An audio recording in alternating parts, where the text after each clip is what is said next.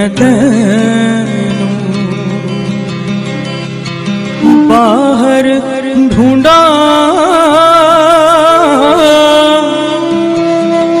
ते मेरे अंदर कौन समाया। जे मैं तैनू अंदर ढूंढा ते बाहर किस दी माया। बिस्मिल्लाहिर्रहमानिर्रहीम। अल्लाहुम्मा सल्ली अला मुहम्मदिन व आले मुहम्मद। अस्सलाम वालेकुम। आपका एस्ट्रोलॉजर फवाद वसीम। सबसे पहले मेरा चैनल सब्सक्राइब कीजिए और बेल आइकॉन का बटन दबाइए ताकि आप तक मेरी तमाम वीडियोस पहुंच सकें।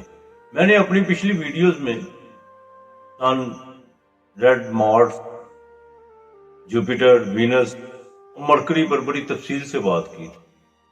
आज हम ऐसे प्लैनेट पर बात करने जा रहे हैं जो सातवें आसमान का मालिक है, यानी सैटर्न। इसे वैदिक एस्ट्रोलॉजी में शनि कहते हैं।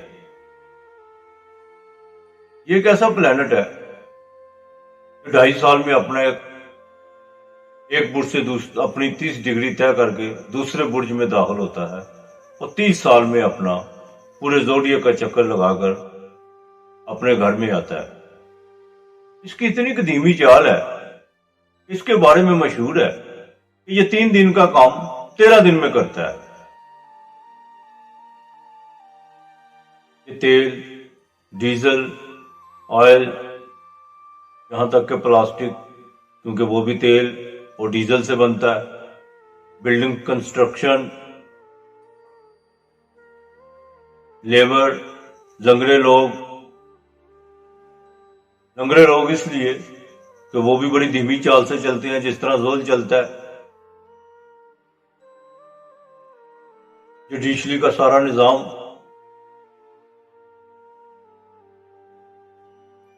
क्योंकि अदालतों में सारा निजाम ज़ोल की रफ्तार से चलता है। लेकिन इसमें एक बात जरूर है कि ये डिले करता है, डिनाई नहीं करता। सूरज इसका दुश्मन है, हालांकि ये सूरज का बेटा है। सूरज में ईगो बहुत होती है। ज़ोल ऐसा प्लैनेट है जो सूरज से बहुत दूर है। इस तक सूरज की रोशनी बहुत कम पहुंचती है और ये ईगोनेस है। सैटर्न जब किसी पर अपनी चढ़ाई ढैया या 60 की पोजीशन में करता है, उसकी सारी ईगो खत्म कर देता है, बल्कि यहां तक कि उसका पानी तक निकाल देता है। इसका रंग नीला और काला भी है। इसका हफ्ते का दिन सैटरडे यानी हफ्ता है।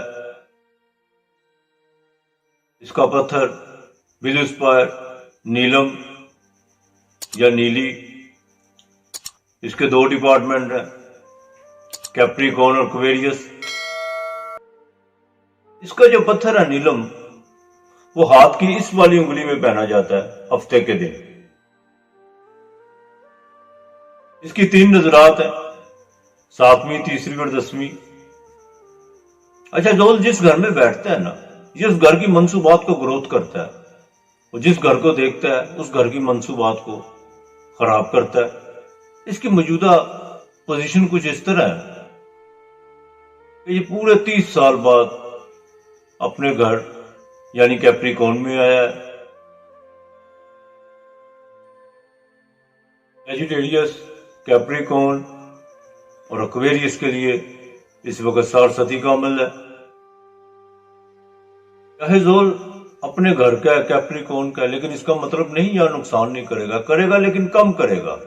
अच्छा, ज़ोल के बारे में पंडित लोगों ने बोला ये खौफ और हवा पैदा किया हुआ है कि ये नुकसान करता है, हालांकि ऐसा कुछ नहीं है। ज़ोल नुकसान नहीं करता, ये मैं बात वाज़िया कर दूं।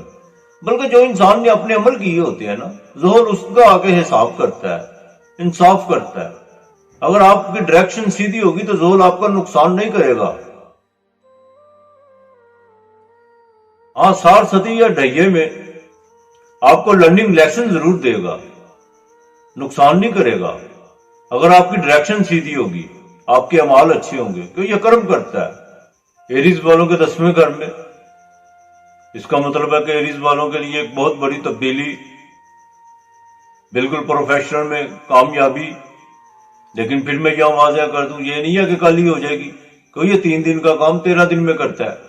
टॉरस जिनके 9वें घर में, जिनके भाग्य स्थान में, जिन्हें भाग्य का घर है, नसीब का घर है, बिल्कुल उनको मेहनत का पूरा फल मिलेगा। जितनी वो मेहनत करेंगे उतना वो अपने फल के करीब जाते जाएंगे, कामयाबी उनके करीब होगी। अच्छा, जेमिनी वालों के लिए थोड़ी सी मुश्किलात है, क्योंकि उनकी 8वें घर में है। सेहत का उनको खास ख्याल रखना पड़ेगा। 8वें घर का मतलब है गड्ढा, जमीन में जो गड्ढा होता है वो 8वां घर होता है। 8वें घर की मंसूबात कुछ अच्छी नहीं होती, वो सेहत का साइन भी होता है।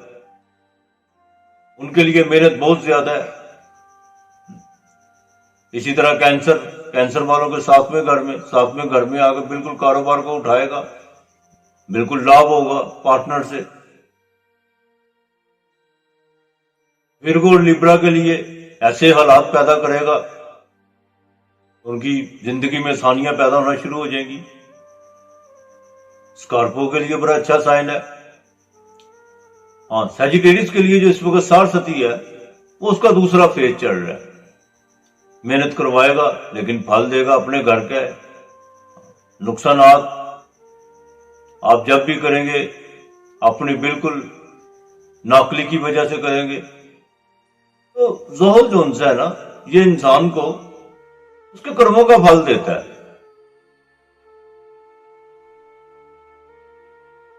ज़ोहल के लिए खास तौर पे जिन पर सारस्वती और ढैया है, उनको चाहिए कि हफ्ते के दिन काले माश या काला कपड़ा किसी को दें, मुस्तहक को, बूढ़े लोगों को और अपाहज लोगों की जितनी भी खिदमत हो करें, उनको खाना खिला दें। ये इनके लिए बेहतर है। आज इतना ही, खुदा हाफिज। लोग गवा दे दिल इश्क में, मैंने अपना आप गवाया, फिर भी मेरा कुछ ना है। मेरे सोने